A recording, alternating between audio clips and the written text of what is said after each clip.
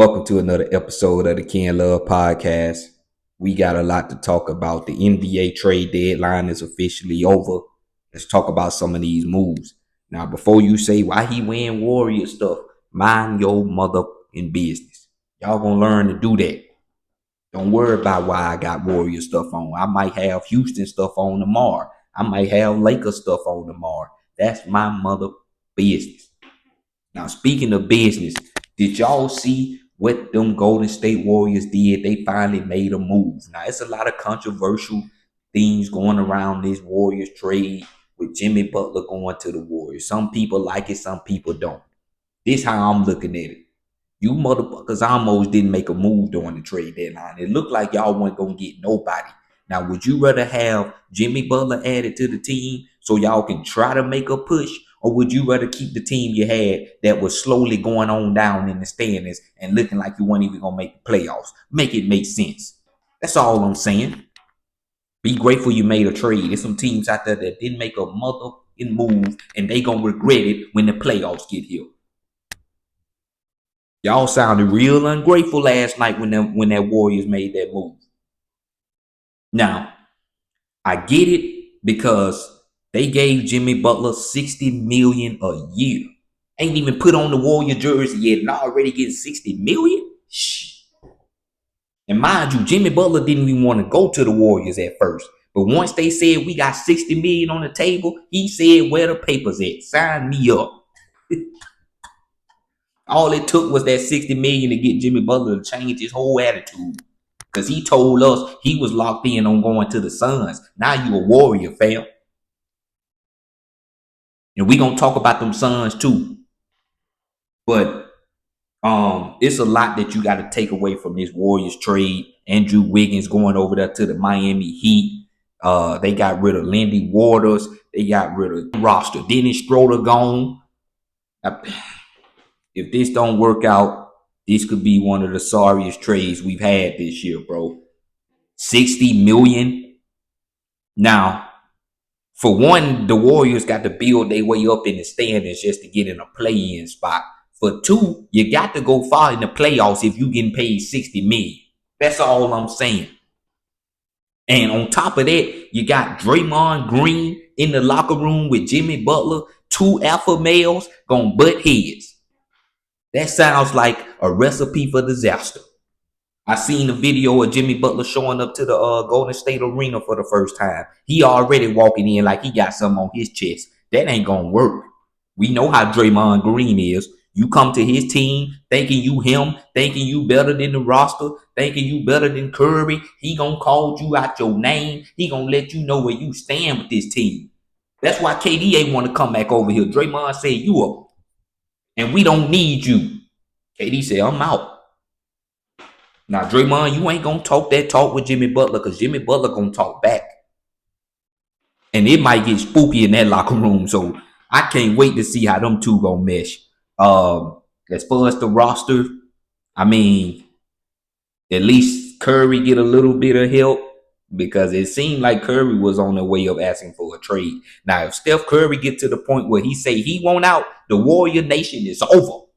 This franchise is going straight to dirt.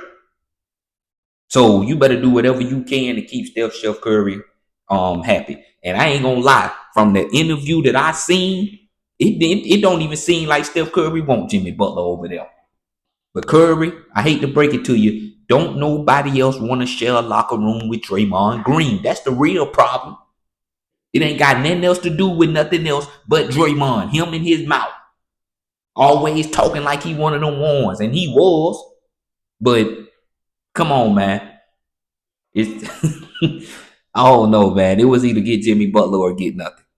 That's how I looked at it. But y'all got to let me know how y'all feel about that, Warriors fans. Moving on, them Los Angeles Lakers had one of the best trade deadlines we've seen in a long time. Mind you, they already started off the deadline with Luka Doncic becoming a Laker, Anthony Davis becoming a Dallas Mavericks. When that news first dropped, boy, I thought that somebody hacked shams. I thought it was fake. The world was shook. It seemed like everybody in the world just completely froze for 14 to 15 hours. Because how am I supposed to believe Luka Doncic gonna be a Laker? You know how many times people in Photoshop Luka Doncic in a Laker jersey talking about how the Lakers gonna get him, or he finna request a trade and all this other stuff just for it to officially happen. So not only you add a 25-year-old young superstar to pair up with LeBron James, who got 1 foot in the door and 1 foot out, but it seemed like since Luka got there, he got both foot in the door. Now he ready to ooh. Y'all seen what they did to them Clippers, showing out in front of Luka, Bron, talking about this is what we gonna do. Boy, I ain't seen Bron this happy to be on the court since they first got AD. Man, this is gonna be great. I can tell you that right now.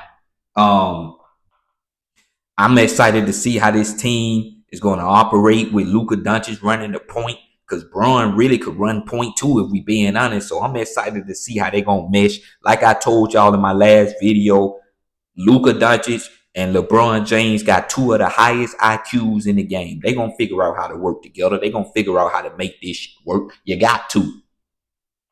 Told y'all LeBron James was contemplating retirement. He was thinking about leaving the Lakers. The minute they said Luka Doncic on the way, he changed his mind. He said, I'm good. I'm staying right where I'm at. But then they also picked up Mark Williams. Now, unfortunately, it was at the expense of Dalton Connect. He was a fan favorite. I love Dalton Connect. I believe he had the potential to be one of them ones. But the Lakers in win mode now.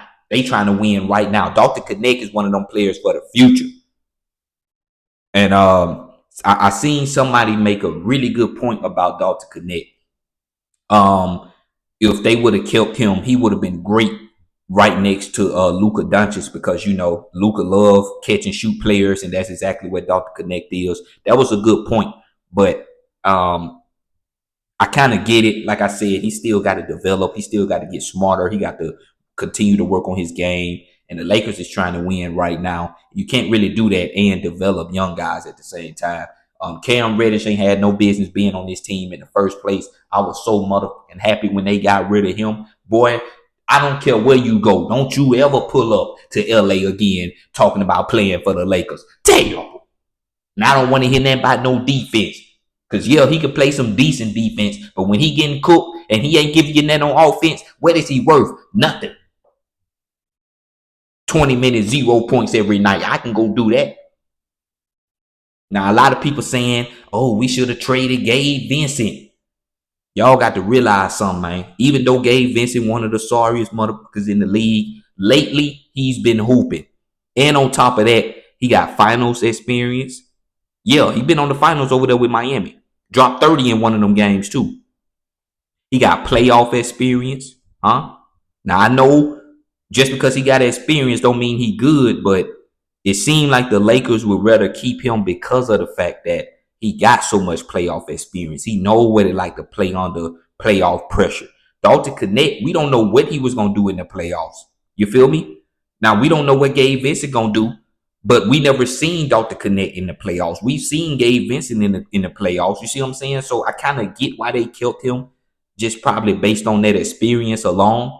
But I don't know, man. I kind of like Gabe Vincent now, because he low-key been hooping. All he got to do is hit wide open shots. If you think he was getting open playing with Bron, imagine how open he finna be with Luka running point, with Bron on the court as well. All he got to do is hit his open shots. Now, if you can't make wide open motherfucking shots when Luka Doncic throwing dots to you, fam, damn, time to pack your bags. But until then, let's see what he got, man. Let's see what he got. And like I said, they got Mark Williams, athletic center, young center. I know he got a lot of injury histories with his back and his foot, but that's the same thing that was going on with AD. Not saying that he better than AD or he even on the same level with AD, but all I'm saying is the Lakers are used to having a big that's always motherfucking hurt. So let's just hope that he can stay healthy and continue to hoop, because when he's healthy and he was playing with the Hornets, he was averaging 16 points, 10 rebounds. He don't even have to average 16 points on the Lakers. All he needs is the 10, 11 rebounds. block a couple shots here and there. So we gonna see, man. Luka Doncic love playing with athletic bigs. That's exactly what he got. Them alley oops finna be crazy. Luka finna make Mark Williams look like the best center in the league, or at least one of them, just off alley oops alone. So I'm really excited to see what them Lakers do, man. Let me know what y'all think about that in the comments. As y'all know, Victor Wembanyama got him some help, and his name is De'Aaron Fox. De'Aaron Fox, first game with the Spurs, he's already making an impact. 20-some points, 13 assists. Y'all talking about, oh, well, they gonna still need Chris Paul, man. Chris Paul and De'Aaron Fox was on the court hooping. I did not expect them to go that route, but I'm not mad at it, man. I thought Chris Paul was gonna come off the bench and lead that second unit. Chris Paul stayed in that motherfucking starting spot. And they was hooping too. Good game. Victor Wembanyama did what he always do, 20-point double-double. Hey, I'm liking that little duo right there, man. And just wait until the Spurs get an even better roster. Because right now, they sticking to what they got so they can try to build that chemistry up with Wemby and Fox. But boy, when they make some moves, which I believe is coming this off season, it's gonna get spooky. You ain't gonna tell me it ain't players out there thinking I could play with De'Aaron Fox and Wemby. Shh. That's why De'Aaron Fox came up in the first place, because he wanted to hoop with Wemby. So imagine how many more players want to go hoop with Wemby. Okay, man, Spurs, they might not be nothing too serious right now. You just wait. The Cavaliers made a really big move today. DeAndre Hunter coming from the Hawks going to the Cavs. They sent over Caris LeVert. They sent over George Niang and a couple picks. I like this move for the Cavs. I don't know what the Hawks are thinking, adding another guard. And I don't even know what George Niang is. I think he's a forward, but he don't play no defense. All he do is shoot threes.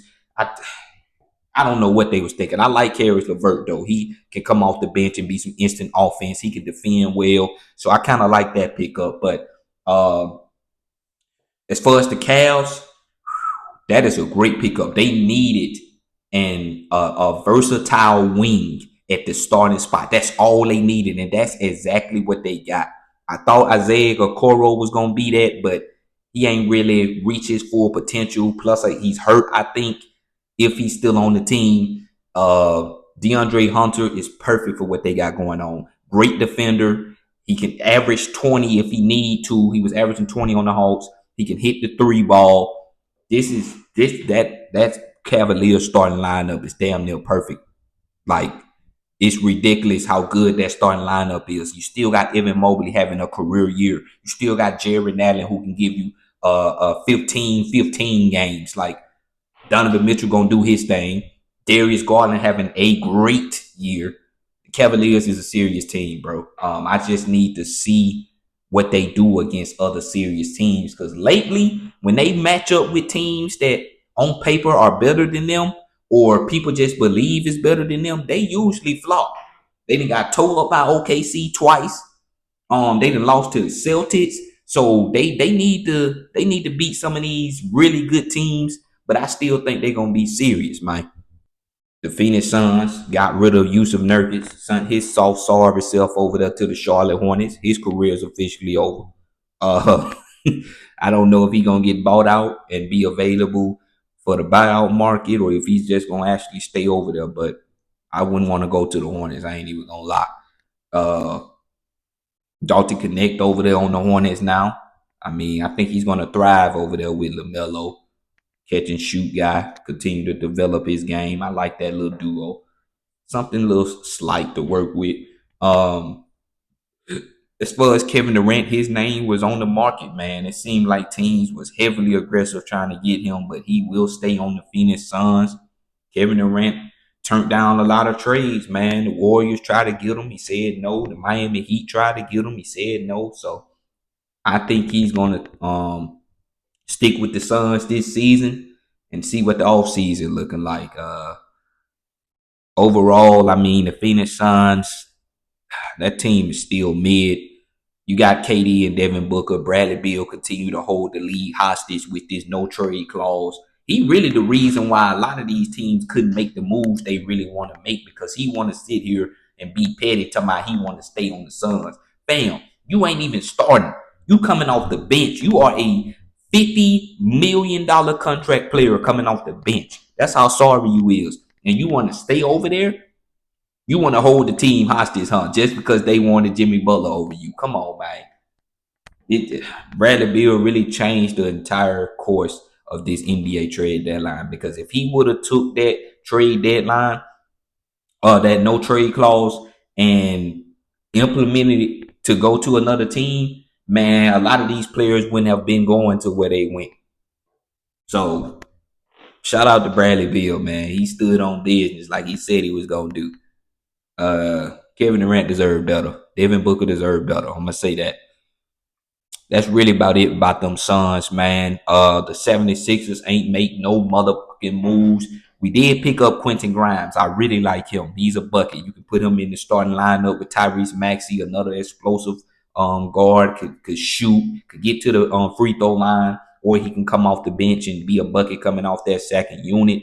Our bench ain't too bad, but it could use some extra scoring and playmaking. So I really like that. Other than that, Joel Embiid, big toe, soft fake MVP, having it still on the team, terrible. Paul George, orthopedic knee, podcast having terrible.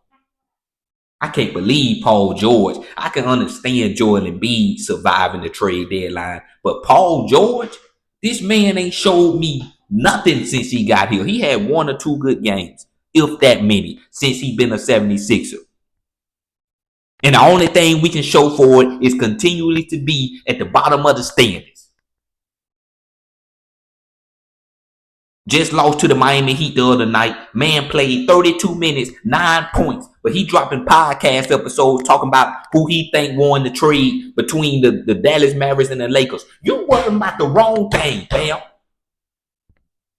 You need to be talking about which team lost the free agency. Because right now it's looking like us picking you up $200 million. If I'm paying you $200 million, you better give me 20 points a night minimum. You can barely give me 15 points. Barely can give me 10 points. And you making podcast episodes talking about who you think won trades? Tail. Sorry, mother. Joel Embiid don't even get me started on this fake MVP having mother. This dude ain't worth nothing. Fakest MVP. He cried his way to an MVP, man. Fakest MVP I ever seen, bro. Man, came back one game, dropped a 30-point triple-double and said, you know what? I think I'm going to miss next game. Then had the nerve to make a joke talking about he was scared he was going to get traded. You should have been shaking in your motherfucking boots. You and Paul George should have been shaking during this trade deadline. Checking your phone every 5 minutes. Every time you get a call, please don't tell me I'm traded. You on the phone with your DoorDash driver. They trying to figure out where you at and you talking about please don't trade me. Like that's the GM or something. Man, I want them two motherfuckers off this team so bad. I was just hoping. I was hoping we could have sent them on by the way. I didn't care what we get back in return. Right now, Tyrese Maxey is the franchise. He is the best player on the team, and he should have the full keys to the team, to the kingdom. And right now, he can't do that because he's sharing keys with Joel Embiid and Paul George and all these other sorry motherfuckers. That ain't it. It should have been Tyrese Maxey and Jared McCain running this office. That's what it should have been. But Jared McCain got hurt. Can't wait to see him make his return. His second year, he finna be on a vengeance. And I can't wait. Still my rookie of the year. But obviously the Bucks picked up Kyle Kuzma. I mean, solid pickup. Just another role player who's a little younger than Chris Middleton. Bad knee having, Speaking of Chris Middleton, he got some help over there on the Wizards.